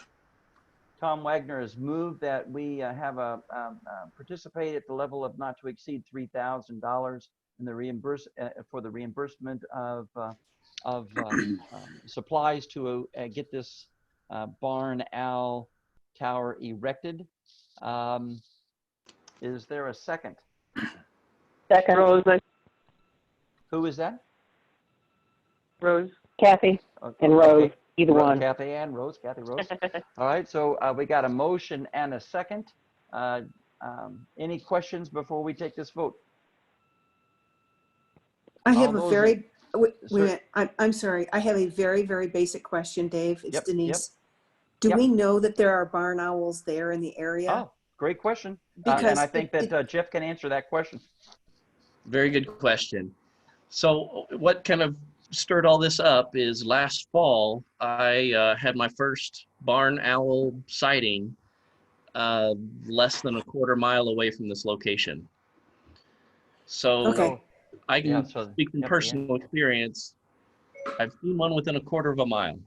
Yeah, I So- mean, so- because it's one thing to put up a box and hope they show up. It's another thing to put up a box because there's Yeah. pressure for nesting. Yeah, It's two very different situations. Yep. Yep. So, okay, just wanted to Okay. check. So okay. who in the Master Naturalist is the sponsor of this program? You know, we talked about that there's a point person on the naturalist that are going to own it. Mm-hmm. Jeff, think as soon as he goes through the NIT training. No. Well, could I make a suggestion from the floor? Yes, this is Rick, right? Yeah. Yep. We could combine this with the Nest Watch project that we have on the Bluebird boxes in several locations. This is something that the Cornell Lab of Ornithology would be interested in having data on, and I would suggest that we wrap it up into that effort. That's a great idea, Rick. And what I would, and one of the things I'd like to follow up, and I really do need to bring this to a point of conclusion. Rick, I would like to visit with you some more about this, about personally being participating in this project. Are you willing to have that conversation with me?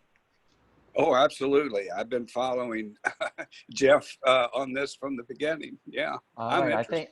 I think that's the answer to your question, Tom or Paul, whoever asked that question.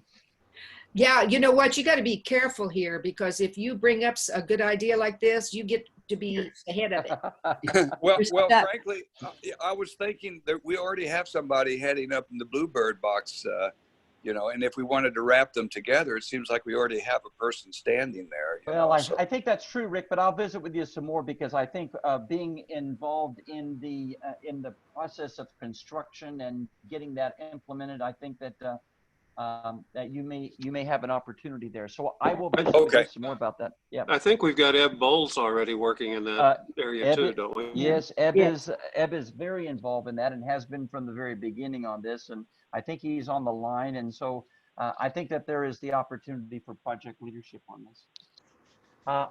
We have a motion and a second on the floor. I'm going to bring this to a vote. All those on the board in favor, please say aye. Aye. Aye. Aye. Opposed, the same sign. All right, Jeff, congratulations.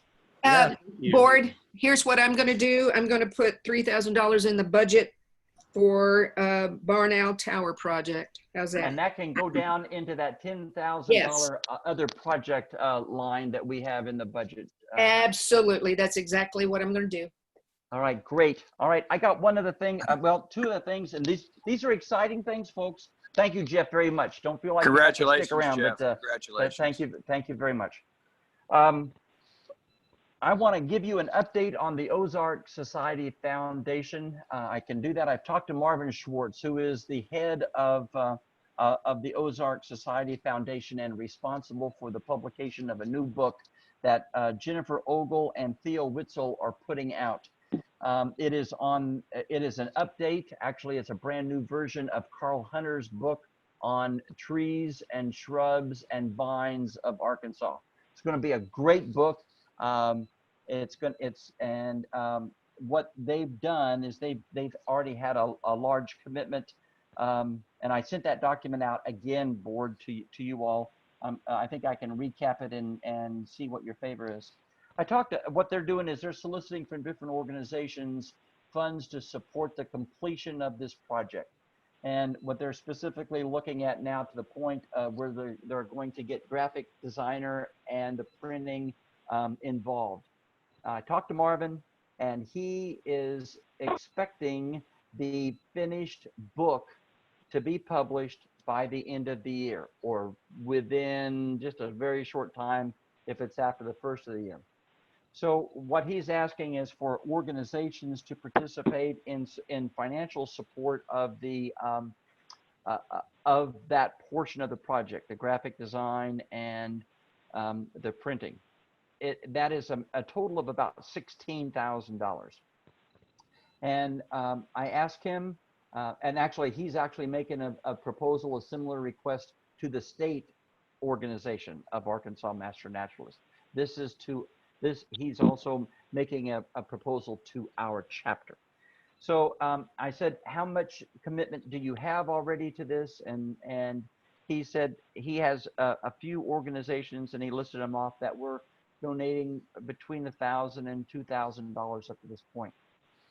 Paul had a question last time when we talked about this, a very legitimate one, was that the grant money, and then I was thinking about the grant money with this, and I talked to him about this, that it is awarded on completion of the project, which means a book in hand.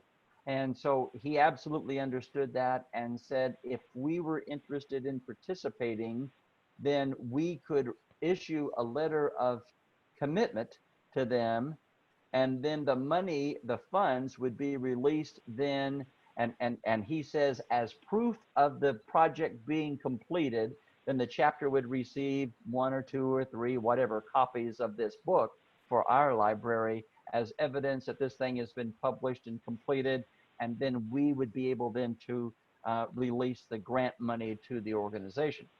I think that answers some of the question you had last time, Paul. And so here's a follow-up question that I had for him. And I said, Marvin, I want to know if in your solicitation of this approximately $16,000, the total budget for the project is about $100,000.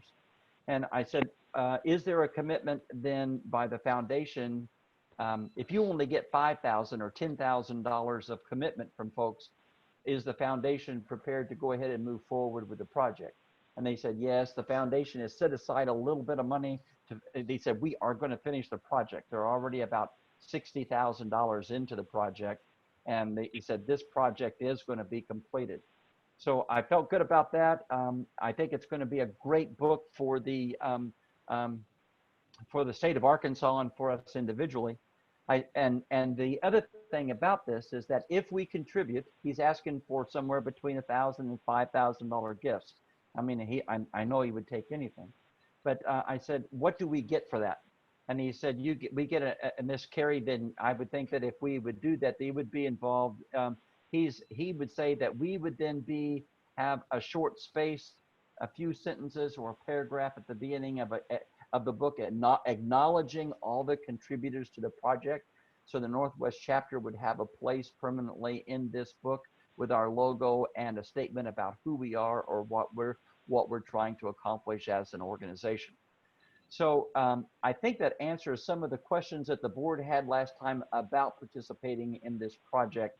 It's the Ozarks Society Foundation, the foundation that is set up by the Ozark Society. I think that there was some interest from the board last time. If we do, we would run it through the grant money, and then to be released at the time of that we receive the completed books. All he's asking from us is a letter of commitment. So I'm asking the board, do you have any questions or thoughts or suggestions, if you're interested, about the amount of funds that you might want to support it with? I was wondering, Dave, this is Rose, if it's possible to ask for books at cost for our knit training classes. Oh, that's very good. That's a very good question, and certainly I would ask for the same thing. Now, if I understood it right, Rose, you're saying the books to be at cost instead of the retail value. Yes. Is that right? Yeah. Yeah. Right. I would certainly pursue that. Yes. Good. Do we know what that cost is likely to be? I do not, Tom. I have no idea. Dave, is it likely that the state will put up any money? Paul and I will be at the state board meeting this coming week, so we don't know. It's on the agenda, and it's likely that they might participate, but I cannot speak for the state board. In addition to, I have no objection to using the grant money, and I think we should. But in addition to that, would it be incumbent on us to say we would, in addition to that, I mean, JB just spent time telling us we need to spend more money, match any other contributions made by the other chapters in the state. So in addition to yeah, that's a great question. The other chapters, and I think that the request was sent out to them, and I believe, Jane, that I'm correct in saying this, that the other chapters have deferred to the state. They don't have the resources that we have, and so we're in a better financial position to make an individual chapter contribution than the other chapters. So I know on a couple of the smaller ones, chapters, they are saying we are going to defer to the state. And see if they can contribute. So what I'm saying is, we actually at the state level are trying to find ways to reinvest in ourselves too. Yeah. So maybe as a chapter, since we are financially better off than the other chapters, maybe agree to match whatever the state as a whole is willing to contribute, we would contribute as a chapter. So if the state... What if the state would say $5,000? You think the state would? No. No, I can tell you no right now. Up to. I mean, that's a possibility, and actually, we don't need to decide. We need to come to a point because it's 12 o'clock, and I got one more thing I want to share with you briefly. And we don't have to decide now. Because he says, and I told him that if the board is in favor, we would generate a letter of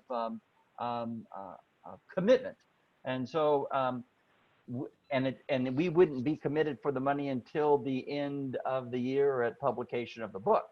So if you're interested to seeing what the state is going to do to match, I mean, that's a possibility. We don't have to come up with an amount today. We don't even have to come up with a level of commitment. I'm hoping that the chapter would be interested enough to think about this at least. Any suggestions from the, is anybody ready to make a motion from the board? I think it's a wonderful idea, and I make the motion that we proceed. Proceed with what? The, what you just said.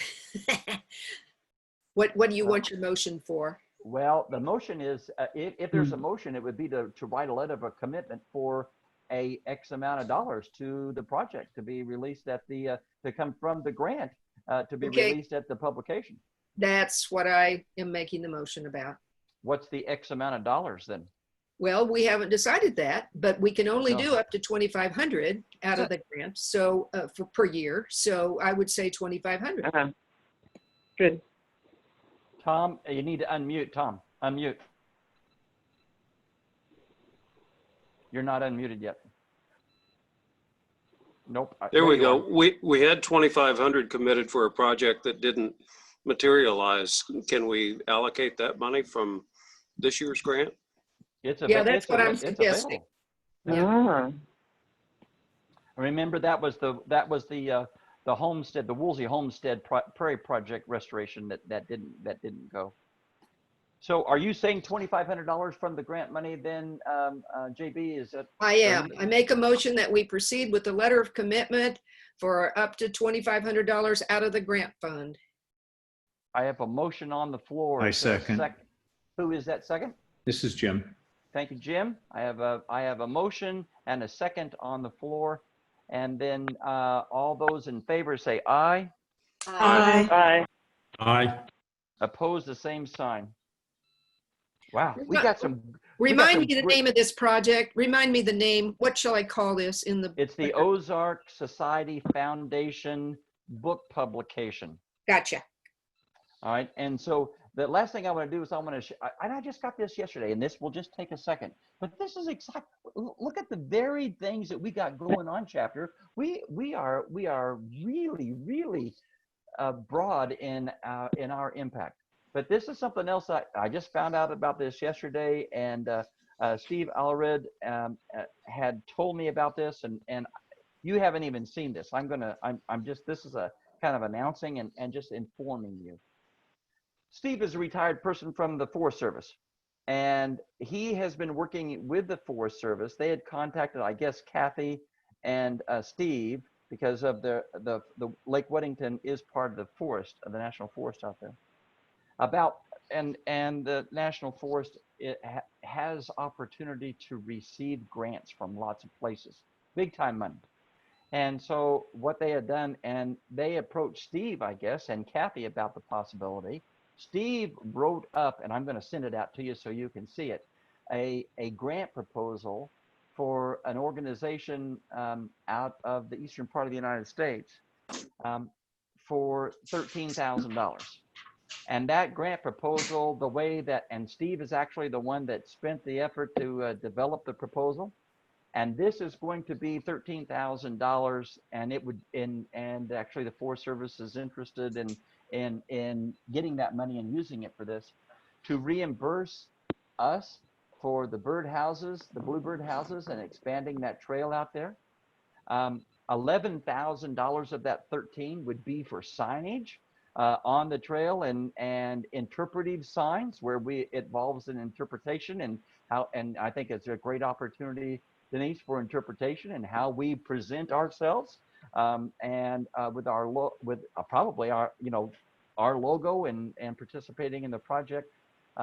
This includes some great things, and so here we are trying to spend money, and I'm talking about getting the funds coming in for $13,000, not to come into our pocket, but be available for expanded projects out at Lake Weddington. The money, if it's granted, which Steve says in that it's probable that we're going to get this. I mean, it's no money out of our pocket if we haven't, because we've already put some of the bluebird houses out there and voted on that. But I'm just letting you know that this is a way that we can partner. The Forest Service would not. This is small potatoes, really, according to Steve, for the Forest Service as far as money. And they probably wouldn't, they don't have the person resource to spend time pursuing $13,000. But Steve has put the effort in to help define and build that grant proposal. And it's probable that that money is going to come into the Ozark St. Francis Forest and funnel down to the project at Lake Weddington. So that, Kathy and Steve, that is great opportunity for us to expand our presence there. And I think to get interpretation involved in it, in the signage development, they got $11,000. Steve has put $11,000 in there for the signage to build some really pretty cool signage out there. So I think that there's great opportunity for us. Steve, thank you very much. It's not a done deal, but it's a probable deal. Kathy and Steve, your effort out there at Lake Weddington is recognized and appreciated. Is there anything else that needs to come to the board today? Whew, think about it, folks. This is so exciting. We're about to the end of the roller coaster ride of today. We're about ready. Thank you for visiting us. And when it comes to a complete stop, then you can unbuckle and call it good. If there's no other thoughts or questions, thank you so much for everybody participating. We are doing great work here. And if you see one of the former NITs, the new members, thank you, Jasmine, and all the folks that graduated for what you're going to be contributing to our chapter. All right, folks, I'm out of here, and so are you. See you all later.